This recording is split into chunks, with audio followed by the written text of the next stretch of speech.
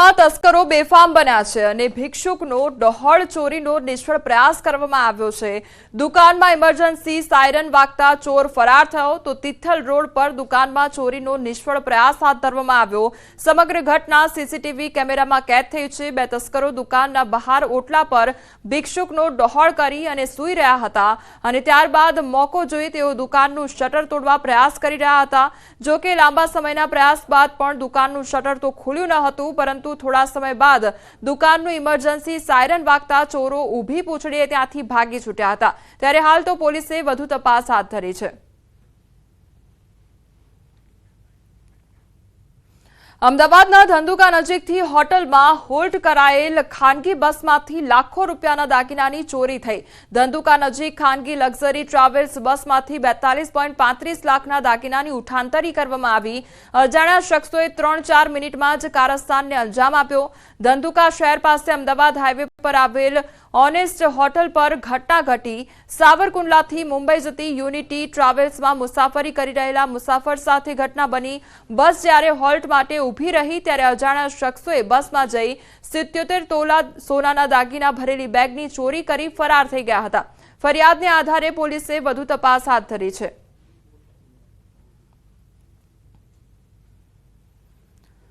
તો બસમાંથી લાખોના દાગીનાની ચોરી કરવામાં આવી છે અને બસ જ્યારે હોલ્ડ પર હતી ત્યારે આ ચોરીને અંજામ આપવામાં આવ્યો છે। બીજી તરફ અમદાવાદના એ દ્રશ્યો કે જ્યાં દુકાનના તાળા તોડવાના પ્રયાસો થઈ રહ્યા છે અને ભિક્ષુકનો વેશ ધારણ કરીને ત્યારબાદ તેમના દ્વારા તાળું તોડવાનો પ્રયાસ કરવામાં આવ્યો હતો અને ચોરીને અંજામ આપવાનો પ્રયાસ કરવામાં આવ્યો હતો। વલસાડની એ ઘટના। બીજી તરફ બસમાં જે દાગીનાની ચોરી કરવામાં આવી અમદાવાદ શહેરની અને વલસાડમાં પણ દુકાનમાં ચોરીને અંજામ આપવાનો પ્રયાસ કરવામાં આવ્યો હતો તે ચોરીની ઘટના સામે આવી છે અને તે અંગેના દ્રશ્યો સામે આવ્યા છે, જે આખી ઘટના સીસીટીવી ફૂટેજમાં કેદ થઈ છે। અમદાવાદના ગોમતીપુરમાં મેગા ડિમોલેશન હાથ ધરવામાં આવ્યું છે। એક સાથે 120 કોમર્શિયલ એકમ અને 45 જેટલા રહેણાંક મકાનો પર બુલડોઝર ફરી વળ્યું। સંવેદનશીલ વિસ્તારમાં કડક બંદોબસ્ત વચ્ચે ડિમોલેશન કામગીરી હાથ ધરવામાં આવી છે તો 45 જેટલા જે ગેરકાયદેસર મકાનો હતા તે દૂર કરવામાં આવ્યા છે। 120 જેટલા કોમર્શિયલ બિલ્ડિંગ જે હતા તે પણ દૂર કરવામાં આવ્યા છે। અમદાવાદ મ્યુનિસિપલ કોર્પોરેશન દ્વારા જીપીએમસી એક્ટ 212(2) મુજબ સ્ટેન્ડિંગ કમિટીની મંજૂરી મેળવી 2007ની અંદર નોટિસ આપવામાં આવેલી હતી।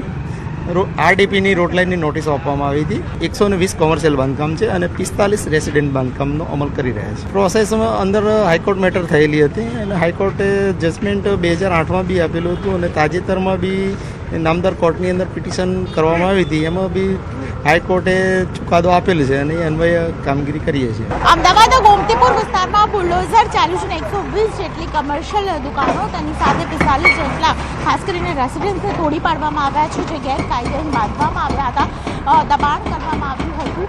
તે વેસ્ટ વિભાગનું કહેવું છે અને તમામ જે સવારના મેગા ડિમોલિશન છે સવારથી ચાલી રહ્યું છે। સવારના લગભગ 6 વાગ્યાની આસપાસ મેગા ડિમોલિશન કરવામાં આવ્યું છે એવું કહેવામાં આવી રહ્યું છે કે 15 દિવસ પહેલાં ખાસ કરીને નોટિસ આપવામાં આવી હતી અને આ નોટિસ અંતર્ગત તમામને મકાન ખાલી કરવાની સૂચના પણ આપી દેવામાં આવી હતી। આપ જોઈ રહ્યા છો આ મેગા ડિમોલિશન અંતર્ગત ખાસ કરીને ગોમતીપુર વિસ્તારની અંદર 120થી વધારે કમર્શિયલ એકમો અને તેની સાથે ખાસ કરીને 45 જેટલી દુકાનો છે તે તોડી પાડવામાં આવી રહી છે।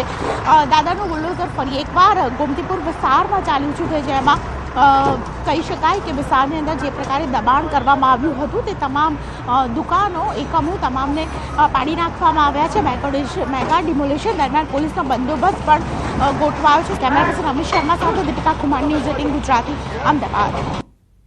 આગામી 27 તારીખથી ધોરણ 10 અને 12ની બોર્ડની પરીક્ષા શરૂ થઈ રહી છે ત્યારે સમયસર બોર્ડનું પરિણામ જાહેર કરી શકાય તે માટે 11 માર્ચથી મધ્યસ્થ મૂલ્યાંકનની કામગીરી શરૂ થવાની છે અને તેના માટે 69,000 શિક્ષકોને કામગીરી સોંપવામાં આવી છે। તો આ તરફ રાજ્ય શાળા સંચાલક મંડળનું માનવું છે કે તમામ કામગીરીનો ભાર સરકારી અને ગ્રાન્ટેડ શાળાના શિક્ષકો પર આવી પડે છે, તેથી ખાનગી શાળાના શિક્ષકોને પણ કામગીરીમાં ફરજિયાત જોડવામાં આવે। વધુ માત્રામાં પેપર તપાસવામાં આવતા હોવાથી તેની સીધી અસર ધોરણ 9 અને 11ના શિક્ષણ કાર્ય પર પડે છે। રાજ્ય સરકારમાં અને બોર્ડમાં એક રજૂઆત આપી છે કે મોટા મહાનગરો છે, નવા અને જૂના બધા મહાનગરોમાં આ મૂલ્યાંકનના કેન્દ્રો ઊભા કરો અને ડીઈઓને સત્તા સોંપી દો. ડીઈઓ આખા રાજ્યમાંથી વિષયવાર શિક્ષકોને બોલાવી અને એક મહાનગરપાલિકા માટે 2 કે 3 વિષય નક્કી કરીને રાજ્ય